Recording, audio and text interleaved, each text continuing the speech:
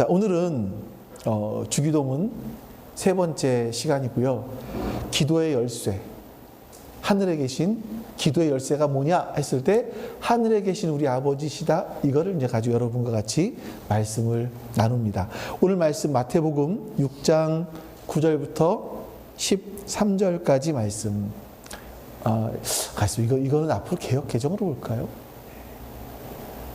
어떤 세 번역으로도 여러분들이 어떻게 번역되어 있는지 한번 같이 보시면서 우리 읽어보겠습니다. 그러므로 너희는 이렇게 기도하여라. 하늘에 계신 우리 아버지, 그 이름을 거룩하게 하여 주시며 그 나라를 오게 하여 주시며 그 뜻을 하늘에서 이루심 같이 땅에서도 이루어 주십시오. 오늘 우리에게 필요한 양식을 내려주시고 우리가 우리에게 죄 지은 사람을 용서하여 준 것 같이 우리의 죄를 용서하여 주시고 우리를 시험에 들게 않게 하시고 악에서 구하여 주십시오. 나라와 권세와 영원히 아버지의 것입니다. 아멘. 몇 년 전에 굉장히 습했던 또 더웠던 날로 기억을 하고 있습니다. 그날따라 이제 말씀 준비가 이게 잘 쉽게 풀리는 날이 있고요. 또 안 풀리는 날이 있거든요. 그래서 그날따라 말씀이 되게 잘 안 됐던 것 같아요. 그래서 자정이 넘어서 집으로 돌아갔는데 이제 혼자 가면서 와, 오늘 굉장히 습하다. 이런 좀 약간 몽롱한 상태에서 집으로 갔습니다. 집에 들어가서 현관 비밀번호를 눌렀는데 문이 안 열려요. 왜 이러지? 뭐 잘못 눌렀나? 다시 눌렀는데 현관 문이 안 열려요. 그러니까 집 식구들은 다 자고 있는 시간이었고 그 시간에. 그래서 왜 안 열릴까? 아무 생각이 안 나는 거예요. 왜 안 열리지? 아무 생각이 안 나는 거예요. 제가 좀 더 생각을 했더니 내가 지금 교회 번호를 누르고 있네? 이랬던 거죠. 그럼 집 번호를 눌러야지? 집 번호가 뭐지? 집 현관 번호가 생각을 아무리 하려고 해도 생각이 안 나는 거예요. 그래서 제 기억에 그때 사모님이 나와서 문을 열어줬나? 그랬던 것 같은 생각이 나요. 혹시 여러분들은 그런 경험들이 없으셨나요? 비슷한 경험들이? 제가 이 상황을 생각하면서 우리의 기도가 딱 이럴 수 있겠다 하는 생각이 드는 거예요. 우리가 기도하기 위해서 하나님 앞으로 나와왔어요. 문을 열고 들어가야 되는데 이게 문이 열리지가 않는 거예요. 그냥 문 앞에서 뭘 기도하지? 막막하고 먹먹하고 막 이런 답답함 속에서 기도 몇 마디 하다가 할 말도 없고 뭐 할지도 모르겠고 그리고 그냥 기도를 끝내는 경우가 있지 않나? 하는 이런 생각이 드는 거죠. 많은 분들이 기도하러 가서 딱 무릎을 꿇으면 기도가 술술 나오는 것이 아니라 뭔가 좀 답답하고 뭘 기도해야 될지 모르겠고 나는 오늘 잘 풀려서 한 10분 했다, 한 20분 했다 싶었는데 시간 보면 3분 정도밖에 안 돼 있고 이런 경우들이 여러분 한두 번이 아니지 않을까? 왜 우리가 깊은 기도로 들어가지 못할까? 하는 생각이 듭니다. 그러니까 여러분 앤드류 머레이라는 유명한 설교자 또 신학자가 이런 말을 했습니다. 하늘에 계신 우리 아버지는 기도의 열쇠다. 이 하늘에 계신 우리 아버지를 통해서 기도의 문을 열고 들어가야 된다. 이렇게 이야기를 했습니다. 마치 잠겨진 방문을 열고 들어가기 위해서는 열쇠가 필요한 것처럼 하나님의 임재 가운데 기도를 하기 위해서는 하늘에 계신 우리 아버지라고 하는 이 기도의 열쇠를 가지고 기도의 문을 열고 들어가야만 된다. 근데 우리가 사실 우리가 기도할 때 이 하늘에 계신 우리 아버지라는 의미가 무엇인지 정확하게 알고 기도하시는 분들이 우리가 얼마나 있죠? 저 자신도 마찬가지였고요. 그래서 여러분들과 함께 한번 오늘 첫 번째 이 주기도문 본문으로 처음 들어온 거예요. 예수님이 가르친 기도, 주님의 기도 첫 번째 시간으로 들어온 거예요. 사실은 엄밀히 말하면 이 말씀을 나누는 이유가 이 기도의 문이 무엇인지를 알고 들어가 보자. 그리고 오늘 설교가 끝난 이후에는 이 기도의 문을 열고 하나님께 직접 기도해 보자. 이걸 8주일까요? 계속 할 거죠. 여러분들과 함께 해볼 겁니다. 네. 자, 여러분, 그래서 오늘 우리도 이 말씀을 근거로 하나님께 기도해 보자라는 거고요. 자, 오늘 여러분 이 말씀에서 보시면 열쇠는 세 가지로 구성이 되어 있습니다. 뭐라고 나오냐면 하늘에 계신, 여기 제목에도 나와 있어요. 하늘에 계신, 그 다음에 우리, 그리고 아버지. 이렇게 세 가지로 되어 있습니다. 그러니까 이 주기도문, 주님의 기도 제일 처음에 나오는 이 세 단어가 우리가 하나님의 임재함 가운데 들어가서 기도할 수 있는 열쇠라는 거예요. 이걸 오늘 우리가 배워보려고 합니다. 첫 번째가 뭐냐면 하늘에 계신이에요. 첫 번째 열쇠는 하늘에 계신. 우리가 하늘에 계신 그러면 일반적으로 하나님은 하늘에 계시고 우리는 어디 있어요? 땅에 있고. 이런 생각이 들잖아요. 그래서 하나님은 우리와는 좀 멀리 떨어져 계신 분, 이런 분이라고만 생각이 드는 거죠. 그래서 여러분들이 우리가 하늘이라는 이 단어의 성경적 의미를 잘 모르면요, 하나님께서 하늘에 계신다라는 것이 얼마나 놀라운 일인지, 또 우리가 그 하늘에 계신 하나님께 기도할 수 있다는 것이 얼마나 대단한 것인지, 이 철학적인 근거를 얻게 되는 겁니다. 하늘이라는 단어가요, 이제 히브리어도 쓰이고 헬라어도 쓰였어요. 근데 히브리어로 쓰였을 때는 샤마임이라고 하고요, 헬라어로 쓰였을 때는 우라노스라고 합니다. 헬라어, 그리스인들이 쓰는 말, 그리스어, 우라노스라고 하고, 히브리 사람들이 쓰던 히브리어는 샤마임이라고 해요. 근데 여기에는 두 가지 의미가 다 들어있어요. 스카이라는 의미와 헤븐이라는 의미가 다 들어있습니다. 그러니까 물리적으로 눈에 보이는 하늘, 스카이를 말하기도 하고, 때로는 이 물리적인 하늘이 아니라 영적인 하늘, 헤븐을 말하기도 해요. 이게 잘 표현된 성경이 사도행전 1장 11절 말씀이에요. 그러니까 예수님께서 하늘로 올라가시는데 이 사람들이 예수님이 하늘로 올라가시는 이 장면을 이렇게 보고 있었어요. 그때 천사들이 나타나서 이렇게 말을 합니다. 같이 한번 읽어볼까요? 갈릴리 사람들아, 어찌하여 하늘을 쳐다보면서 있느냐? 하늘로 올라가신 이 예수는 하늘로 올라가시는 것을 너희가 본 그대로 오실 것이다 하고 말하였다. 자, 이 말씀 들어보면 그냥 하늘 이렇게 돼 있잖아요. 그런데 영어 성경으로 보면 달라요. 뭐라고 돼 있냐면 갈릴리 사람들아 어찌하여 스카이를 쳐다보면서 있느냐. 왜 저 물리적인 하늘을 보고 있느냐. 너희를 떠나서 그 다음에 뭐가 될까요? 스카이가 아니라 헤븐이 나와요. 너희를 떠나서 영적인 하늘로 올라가신 그 예수님은 영적인 하늘로 올라가시는 것을 너희가 본 그대로 다시 오실 것이다. 이렇게 천사가 말을 하는 거죠. 이 말씀에서 하늘은요, 눈에 보이는 하늘이 있고 하나님이 계신 또 영적인 세계가 있는 영적인 하늘이 있다라고 말씀해요. 그러니까 여러분들이 이걸 생각을 하셔야 되는 거죠. 물리적인 하늘, 우주가 있어요. 근데 그것 말고도 영적인 하늘이 있다. 그럼 영적인 하늘에 누가 있느냐? 우리가 그 에베소서에 보면, 이제 성경을 찾지는 않을게요. 1장 3절에 보면요, 하나님께서 복을 말씀하시는, 바울이 복을 말하는데 복이 어떤 복이냐면 하늘에 속한 신령한 복이 있다라고 말을 해요. 이건 헤븐, 영적인 복이에요.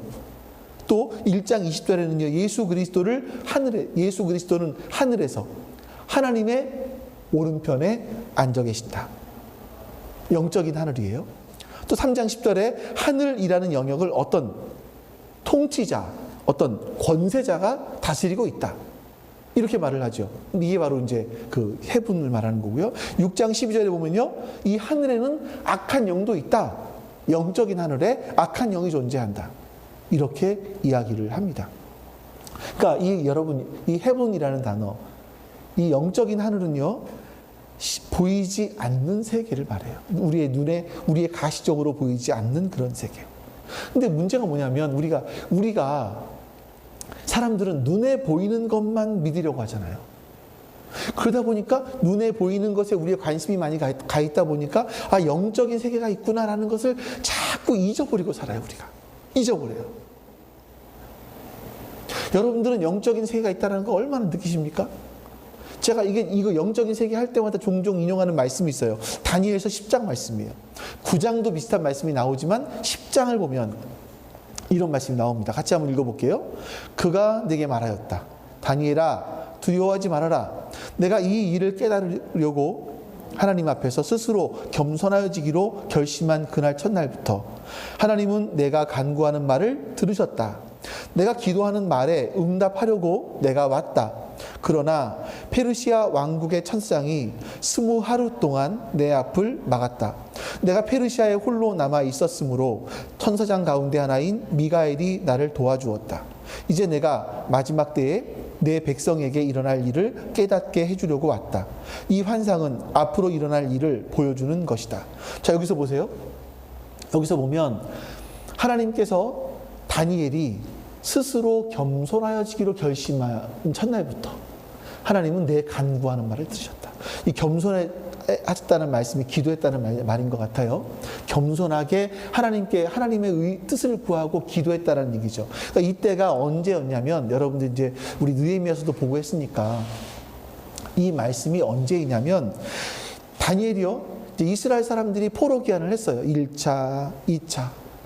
하나님께 70년 약속하신 것들이 끝나요. 근데 사실 자기 고국에 이스라엘 땅에는 성전도 완성되지 않았고, 이스라엘 본토에 살고 있는 사람들은 계속 외세의 침략 때문에 힘들어하는 너무나 그런 안타까운 상황이었어요. 그 다니엘이 너무나 그게 속상해서 이 파괴된 성전에서 하나님께 어떻게 제사를 드릴 수 있을 것이고, 어떻게 이것을 회복할 수 있을 것이고, 이스라엘 백성들, 우리 민족이, 동족이 어떻게 살아갈 수 있을까? 이게 너무나 안타까워서 3주 동안, 3주가 며칠이죠? 21일이에요. 3주 동안 기도했다라는 말이에요. 하나님께 겸손하게 낮아져서 하나님께 기도했다라는 거예요. 근데 하나님께서 이거 이렇게 길게 하면 안 되는데, 내가 간구하는 말을 첫날부터 들으셨대요. 하나님은요, 우리가 기도할 때 그 기도를 첫날부터 들으신다고요. 근데 지금 이 천사장 가브리엘이 며칠 만에 도착을 했습니까? 다니엘에게 21일 만에 도착을 했어요. 며칠이죠? 첫날부터 들으셨는데 다니엘이 3주 동안 기도했고, 가브리엘 천사가 3주 만에 도착을 했어요. 왜 늦게 도착을 했죠? 페르시아의 왕국의 천사장 사탄을 얘기하는 것 같아요. 사탄이 20하루 동안 내 앞을 막았어요. 그래서 다른 천사장 미가엘이 와서 나를 도와줘서 이기고 내가 왔다. 너한테 이제 환상을, 앞으로 일어날 일에 대한 환상을 보여줄 거다, 이렇게 얘기를 해요. 어떻습니까, 여러분? 이런 말씀을 들으면 무슨 SF 판타지 이런 거 같으세요? 근데 실제로 우리의 눈에 보이는 이 가시적인 세계가 아니라 영적인 세계에는 이런 일들이 일어나고 있다라는 거예요. 여러분이 우리가 기도할 때 이런 일들이 일어나고 있다라는 거예요. 그런데 여러분, 우리 기도 안 하면 되겠습니까? 이런 일들이 일어났는데, 이런 영적인 세계가 있는데, 이 세상은, 여러분, 현재 세상은요, 이 세상의 세계관은 물질주의예요. 물질 만능주의. 그러니까 사람들은 눈으로 보고 내 손으로 만지고 내가 관찰할 수 있고 실험할 수 있는 것, 이런 세계만 실존한다라고 생각을 해요. 그 이외의 세계는 잘 모르죠. 없다고 생각을 하는 거죠. 문제가 뭐냐면, 이런 세계에서 이렇게 공부를 받고 이런 수많은 미디어 속에서 살아가다 보니까 우리 그 세계관에 너무나 많은 영향을 받아요. 이게 여러분, 이 미디어의 영향이 얼마나 크냐면, 첫눈이 오면 사람들 설레요. 얼마 전까지만, 요즘도 그렇겠죠. 첫눈이 오면 문자 메시지가 폭주를 해요. 그렇죠? 연애인한테 첫눈 온다 문자 보내려고. 이런 일들부터 시작을 해서 사람들이 이게 요즘에서 말하는 서로 사랑해.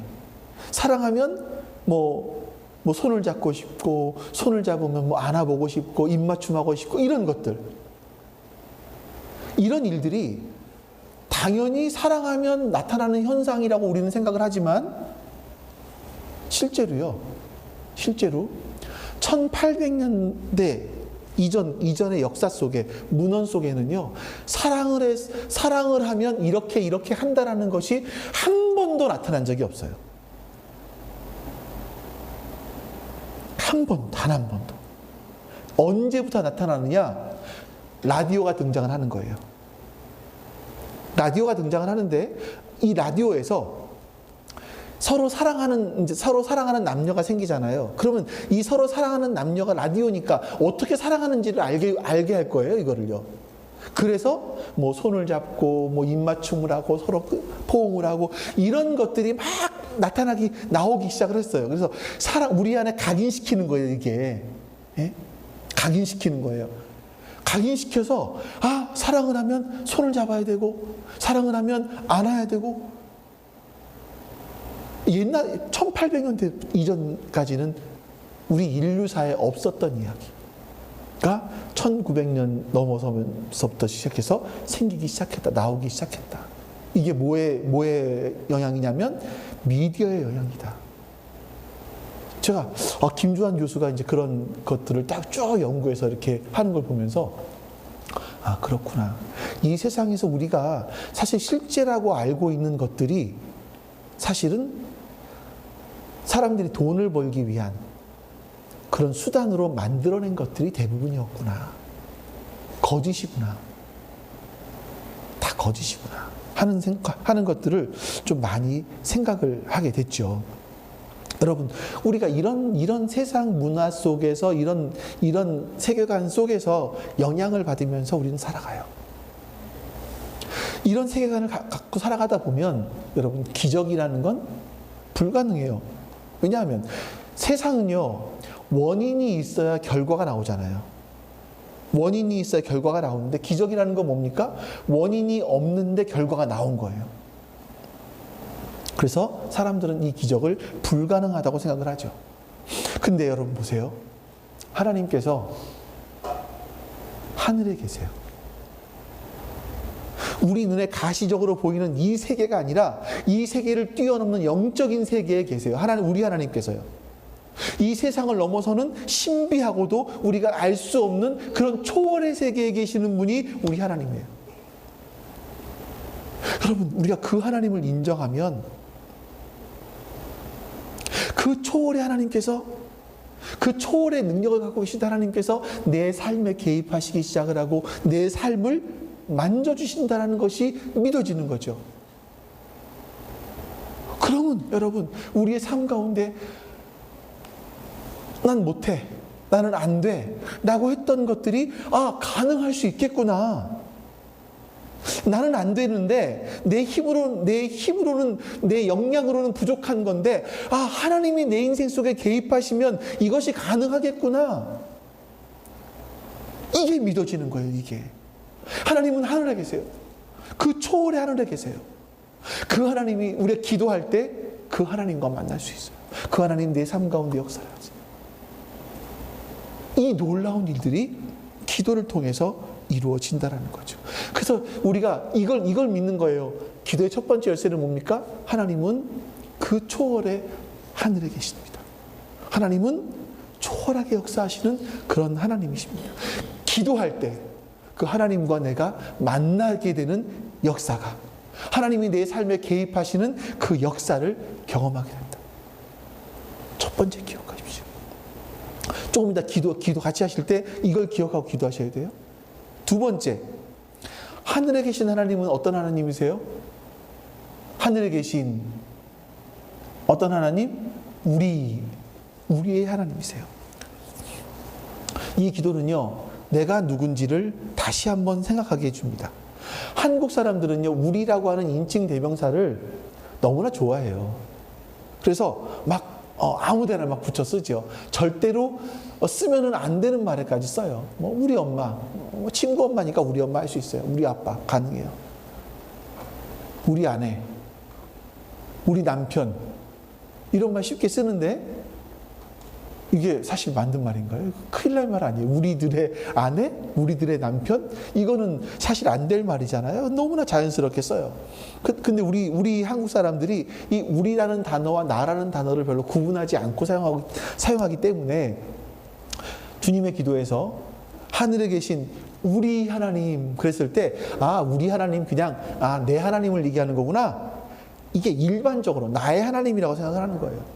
그래서 기도를 마치 위급 상황이 닥쳐온 전화번호 뭐 눌러야 돼요? 위급해. 전화번호 뭐 눌러요? 119 누르잖아요. 마찬가지로 기도라는 것을 내가 위급할 때, 절박할 때, 내가 필요한 것이 있을 때 하나님께 구하는 것 정도로 그 기도를 전락시켜 버린 거예요. 그 결과가 뭐냐면 우리 기도가 기복주의로 빠지게 되는 거죠. 옛날에 여러분 어른들이 간혹 가다가 저도 기억을 합니다. 저도 어렸을 때 이렇게 기도를 했었던 것 같아요. 아이들을 기도할 때 하나님 우리 아이들이 용의 머리가 될지언정 뱀의 꼬리가 되지 않게 해주십시오 라고 기도했어요. 이게 우리의 순수한 사실 갈망이에요. 이 마음은 이해를 해요. 근데 여러분 생각을 해보세요. 이게 참 얼마나 어이가 없는 일이에요. 용이 한 마리 있는데 머리가 기도한 만큼 수천 개라고 생각을 해보세요. 이게 얼마나 이상한 일입니까? 자, 그렇게 용의 머리가 많다면 차라리 뱀의 꼬리가 더 희귀성이 있지 않겠어요? 진짜 기독교의 메시지가 뭐냐면 하나님이 너는 뱀의 꼬리가 되라. 그렇게 말씀하시면 하나님, 네, 저는 뱀의 꼬리로 살겠습니다. 이걸 수용하는 게 기독교예요, 사실은. 근데 우리 대부분은 용의 머리가 될지언정 이라는 기도처럼 각 개인의 성공, 이런 잘됨, 이런 것이 우리의 기도의 주요 내용이라는 거죠. 그리고 기도를 내가 원하는 성공, 나의 잘됨, 나의 목적, 나의 소원 이런 것들을 이루어내는 수단으로 오해하는 겁니다. 그래서 내가 원하는 걸 기도했는데 들어주시지 않아요? 그러면 하나님이 나의 기도에 응답 안 하셨는데? 이런 생각을 하는 거죠. 우리 영상 하나를 볼게요. 이게 영상을 잘 보셔야 되는 게 그냥 이게 유튜브 숏이에요. 그래서 굉장히 빨리빨리 지나가요. 영어로 말하는데 영어로 못 알아들으니까 한글 자막으로 읽어야 되는데 그게 빨리빨리 지나가요. 여러분들 빨리빨리 보셔야 돼요. 자, 한번 보죠. You pray because you pray for safe traveling, pray for good grades or for health. God already knows if you're going to get into an accident or not, you do have free will basically. It contradicts. It's so does God know every you know what I mean? Does God know the plan, or does God go with the flow with you as you pray? Okay, and you ask a very hard question. Why pray? If God is all-knowing, why pray? In our culture, too frequently, prayer is a way to hit the button to get the cosmic bellboy to fetch my bag. I haven't studied for this test, Lord. I sure could use an egg, so I'm praying to you for an egg. That's not real prayer. Prayer is not an attempt to get the goody-goodies. Prayer is an attempt to develop intimacy with God. Watch out for people who say, if you pray this way, you get what you want. That's a lie. Prayer is not a technique to learn to get what I want. And you'll hear that often in the United States. Don't buy it. There's no magical way to pray that you get a job. No. Prayer is, first of all, the human struggle to get to know God, to develop intimacy with God. 뭔지 다 보셨나요? 다 읽으셨어요? 처음부터? 흑인 소녀가 말하는 것들이 참 우리가 갖고 있는 궁금증들이 아닌가 하는 생각이 들어요. 내가 기도한 대로 하나님이 응답하시는 게 맞는 건지, 아니면 내 기도와는 상관없이 하나님께서 일하시는 게 맞는 건지, 그럼 인간의 자유의지와는 이게 되게 모순된 것이 아니냐 했을 때 이분이, 이게 누구냐면 그레이스 커뮤니티 처치의 목사예요.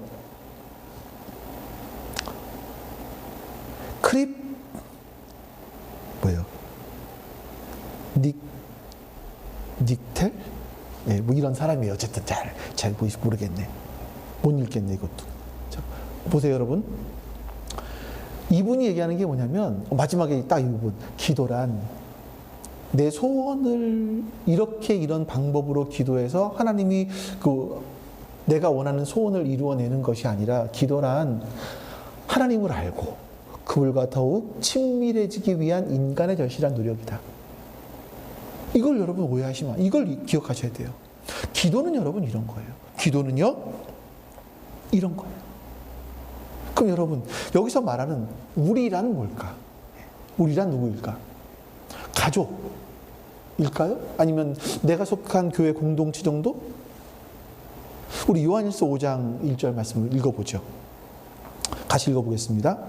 예수가 그리스도이심을 믿는 사람은 다 하나님에게서 태어났습니다. 낳아주신 분을 사랑하는 사람은 다 그분이 낳으신 이도 사랑합니다. 자, 예수님께서 그리스도를 믿는, 예수님이 그리스도이시라는 걸 믿는 사람은 하나님에게서 태어났어요. 그렇죠? 그리고 그 낳아주신 분을 사랑하는 사람, 나만이 아니라 또 낳아주신 그 모든 사람들을 사랑하는 사람, 그 낳아주신 그 사람들도 사랑한다. 이렇게 말씀하는 거죠. 그러니까 기독교는요, 원래 하나님을 아버지라고 부를 수 없었던 사람들이 하나님을 아버지라고 부를 수 있는 그런 하나님의 자녀가 되는 그런 사건이 일어난 곳이 바로 기독교입니다. 그런데 나만 하나님의 자녀가 되는 것이 아니라 하나님을 아버지라고 부르게 된 다른 사람들도 있어요. 이 사람들, 하나님을 아버지라고 부르는 나만이 아니라 너 여기 있는 이들을 우리라고 말할 수 있는 정체성을 갖게 된 사람들이 기독교예요. 하나님을 아버지라고 부를 수 있는, 나를 구원하신 아버지라고 부를 수 있는 사람들. 이게 기독교인 거예요. 그러니까 초월에 계신 하나님께 기도한다는 것은 여러분, 나 혼자 기도하는 것이 아니에요. 하나님을 우리 아버지라고 부르는 우리는요, 기도를 통해서 하나님의 자녀로 묶여 있습니다. 그래서 우리의 기도는요, 개인적이고 사적인 것이 아니라 공동체적이고 전 세계적인 것이어야 되는 거죠. 그럼 여러분 보세요.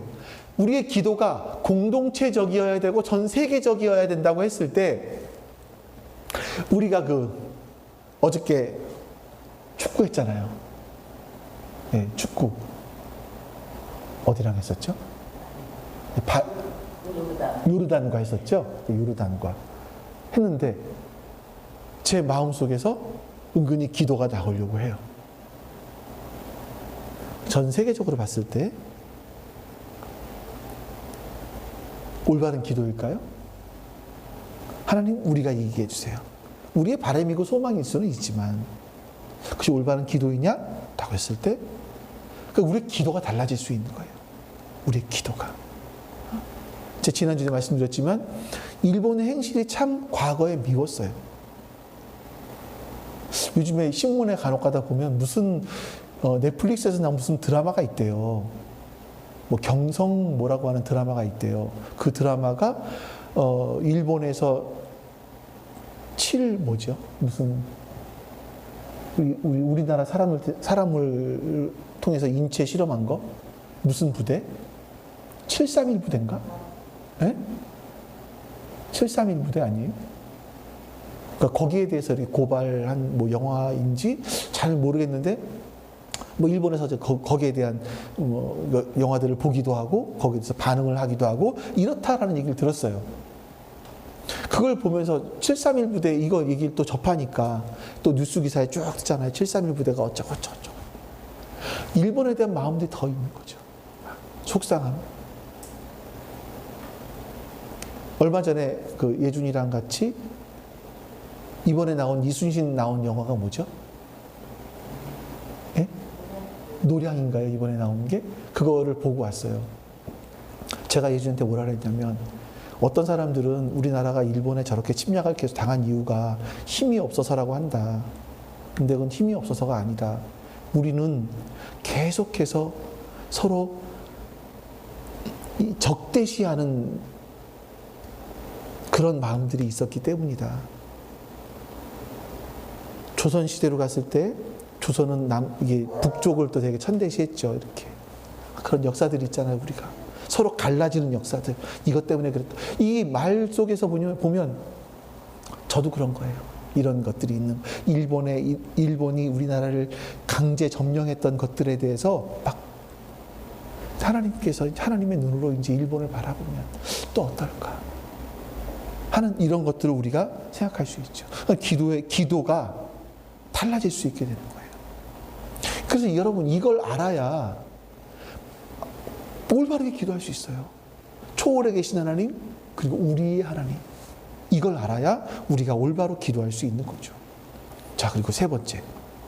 지금까지 기도의 두 가지 열쇠를 말씀을 드렸습니다. 하나는 하늘에 계신, 또 하나는 우리라고 하는 것이었었고, 이 마지막으로 기도의 문을 여는 열쇠 가장 핵심적인 부분, 아버지에 대해서 살펴보도록 하겠습니다. 여러분,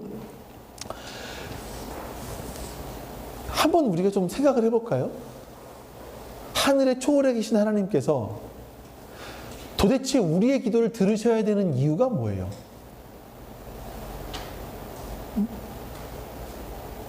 우리가 기도해요. 아무리 간절한 마음으로 막 정성을 다해서 치성을 들여서 기도한다고 하죠. 근데 그 하늘에 계신 창조주이신 하나님께서 우리의 기도를 들으셔야 될 이유가 뭐예요? 내 정성이 좀 갸륵해서? 아니요. 하나님께서 우리의 기도를 들으셔야 되는 유일한 근거는요, 하나님이 나의 아버지가 되셨기 때문이에요. 하나님이 나의 아버지시기 때문에. 이거 하나님께서 우리의 아버지시라는 것은 예수님이 처음 말씀하신 게 아니라 출애굽 당시 때부터 나오던 말씀들이에요. 우리 출애굽기 4장 말씀을 볼게요. 같이 한번 읽어봅니다. 시작. 너는 바로에게 말하여라. 나 주가 이렇게 말한다. 이스라엘은 나의 맏아들이다. 내가 너에게 나의 아들을 놓아보내어 나를 예배하게 하라고 하였건만 너는 그를 놓아보내지 않았다.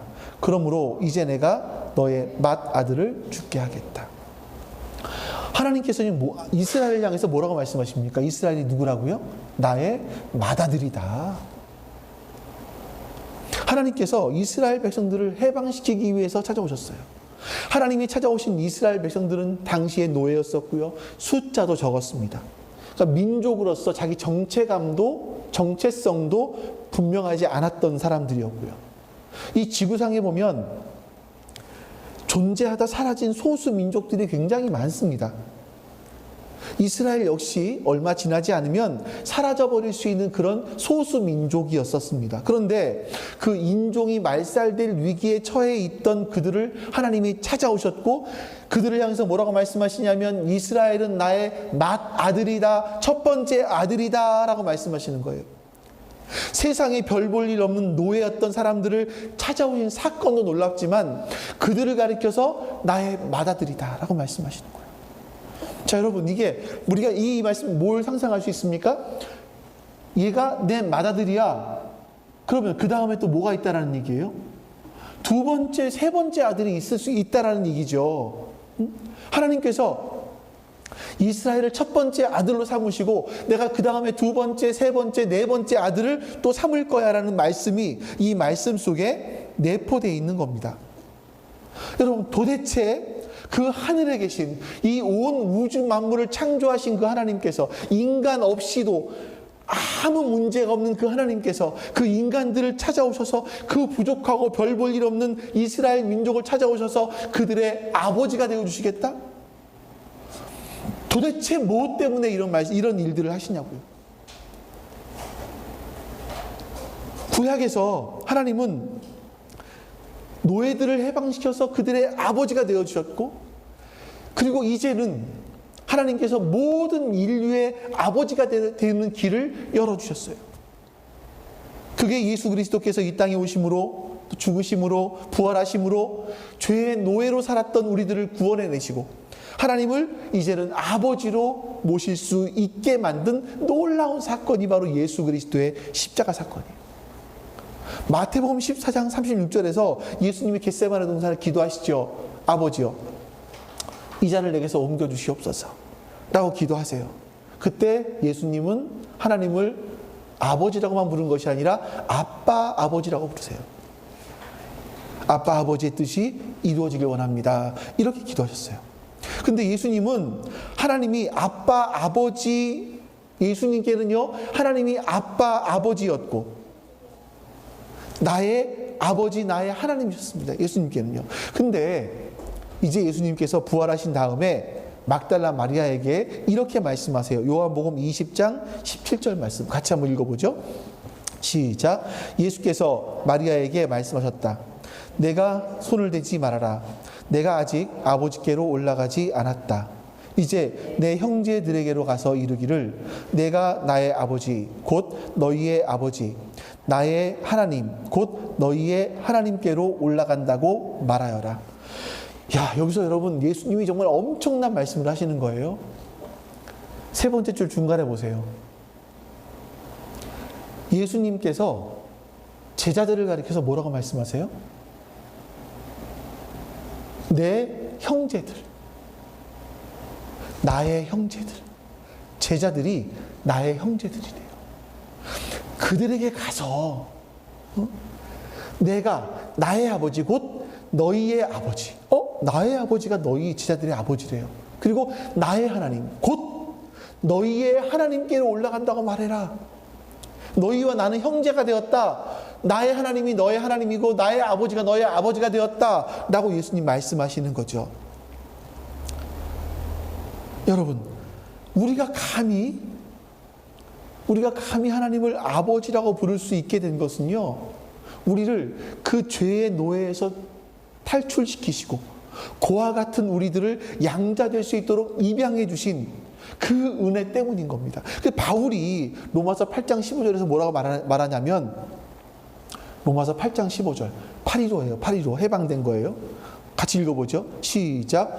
여러분은 또다시 두려움에 빠뜨리는 종살이의 영을 받은 것이 아니라 자녀로 삼으시는 영을 받았습니다. 그래서 우리는 그 영으로 하나님을 아빠, 아버지라고 부릅니다. 자, 자녀로 삼아주시는 영, 양자의 영이에요. 이게. 그래서 우리가 하나님을 아빠, 아버지라고 부를 수 있게 되었다라고 말씀하시는 거죠. 예수님의 죽으심과 부활하심이 이 불가능한 일을 가능하게 했다. 고아였던 자들, 버림받은 자들, 노예였던 자들, 그들을 부르셔서 하나님의 자녀로 삼아주셨고 우리가 그 하나님을 아버지라고 부를 수 있게 되었다. 이거죠. 근데 저는요, 간혹 가다가 이런 생각을 해봐요. 옛날에 했었어요. 왜 아버지일까요? 왜 아버지일까요?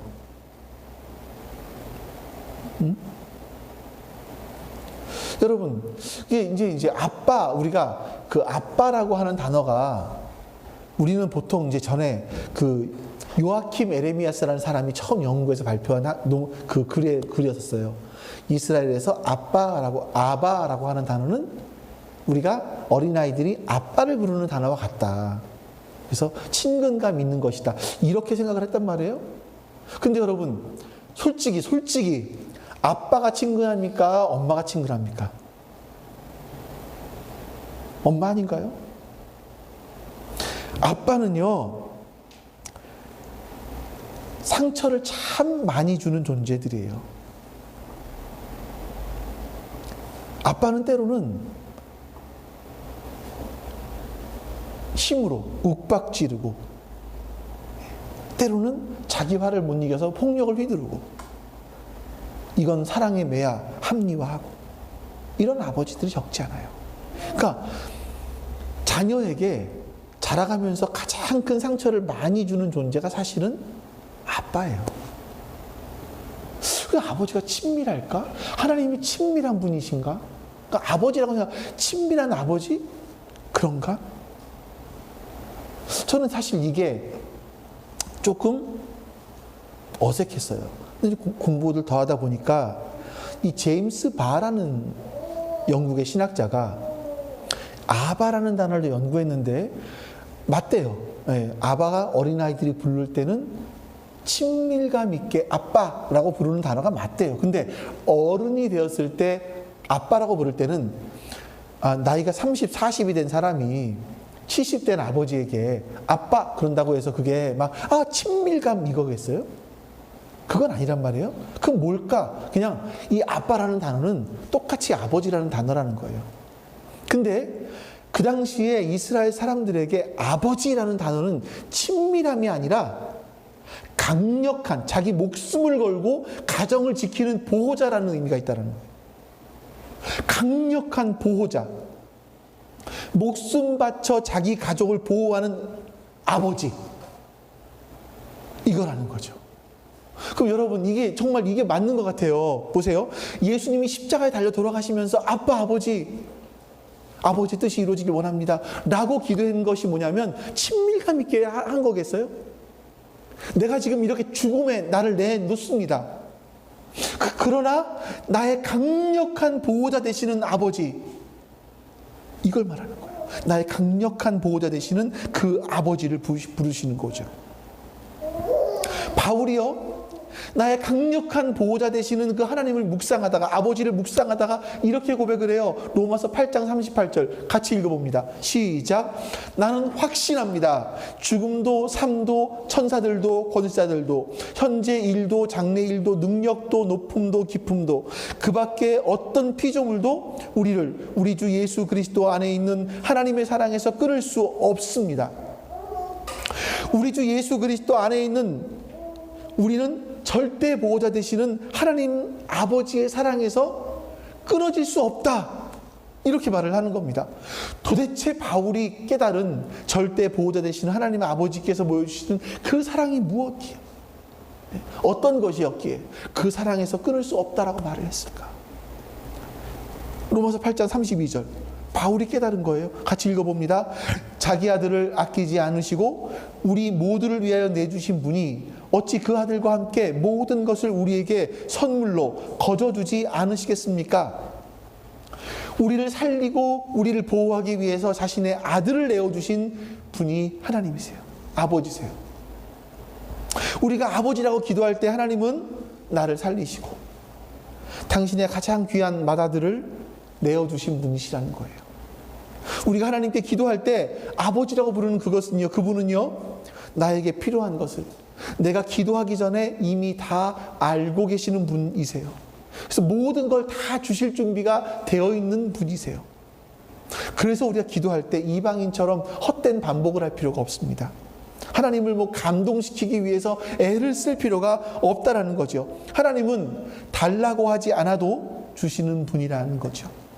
그분은 나의 절대 보호자 되시는 내 아버지시라는 겁니다.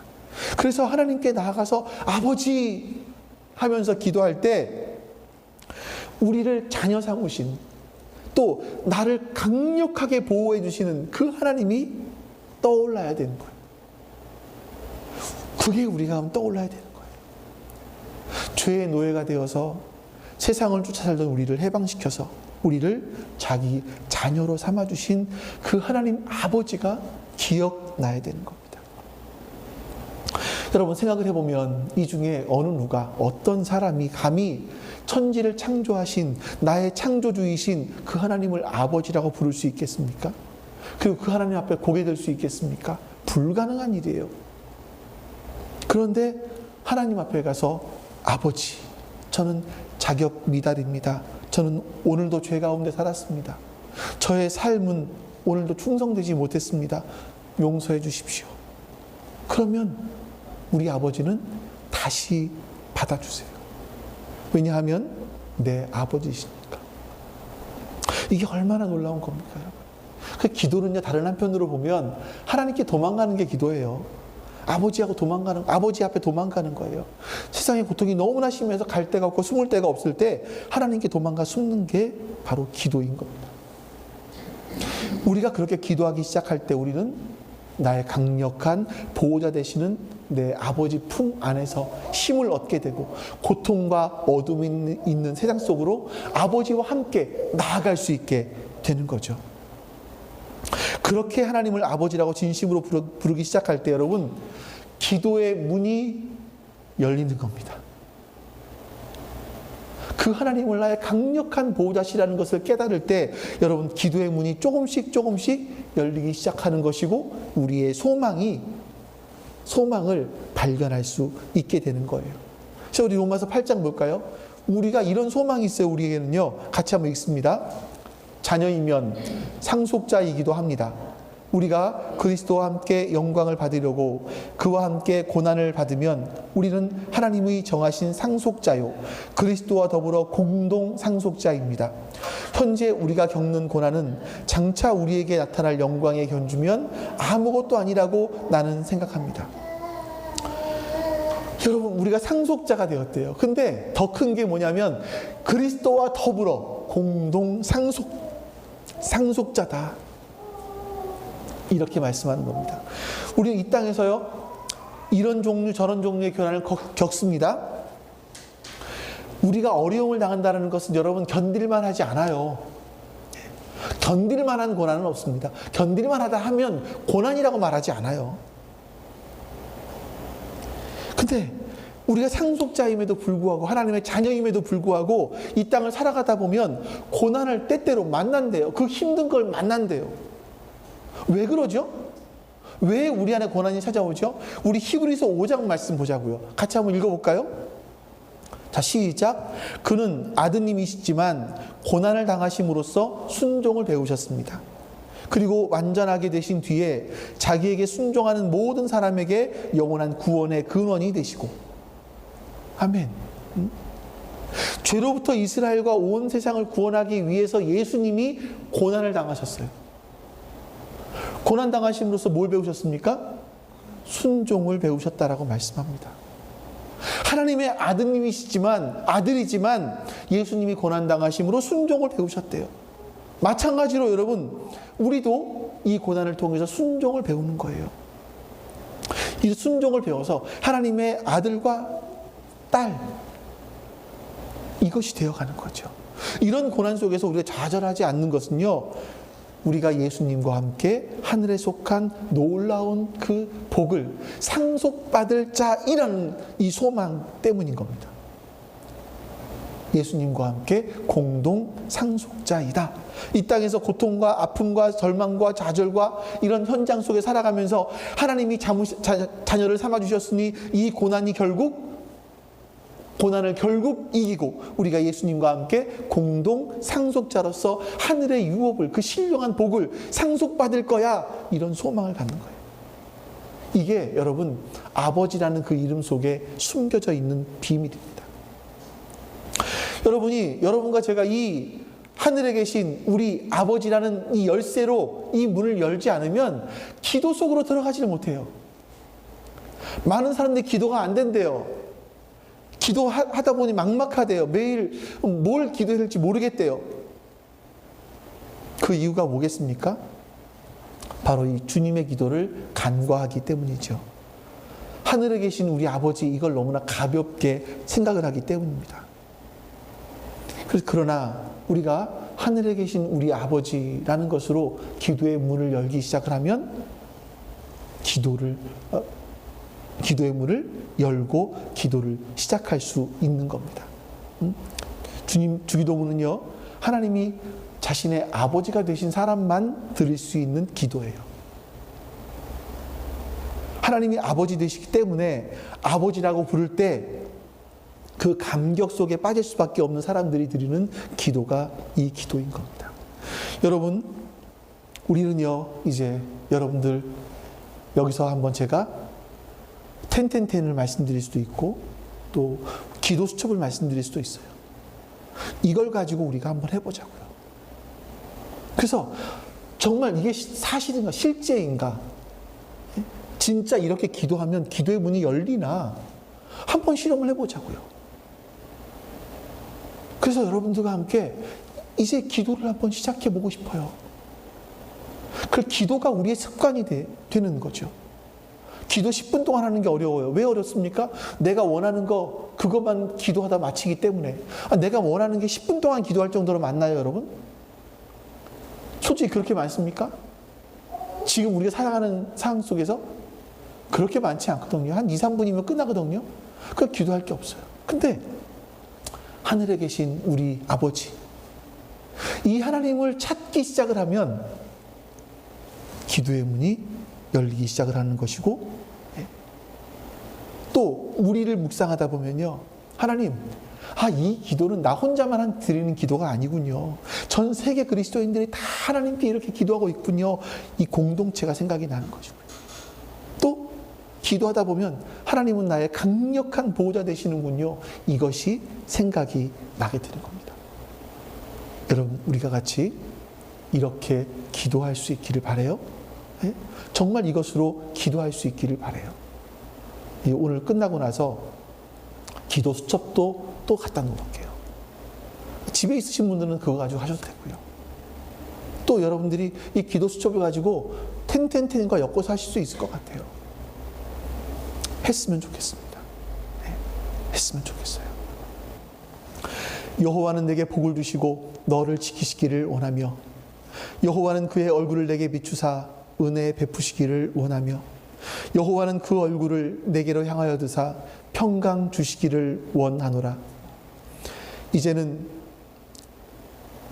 우리를 구원하시기 위하여 십자가의 길을 걸어가신 우리 주 예수 그리스도의 은혜와 그 아들을 우리에게 보내신 아버지 하나님의 사랑하심과 그 사랑을 깨닫게 해주시는 우리에게 구원을 허락하여 주시는 성령 하나님의 내주하심과 교통하심이 지금 주 앞에 모여 예배드린 모든 하나님 백성들 머리 위에 지금부터 영원토록 함께 하시기를 간절히 축원하옵나이다. 아멘.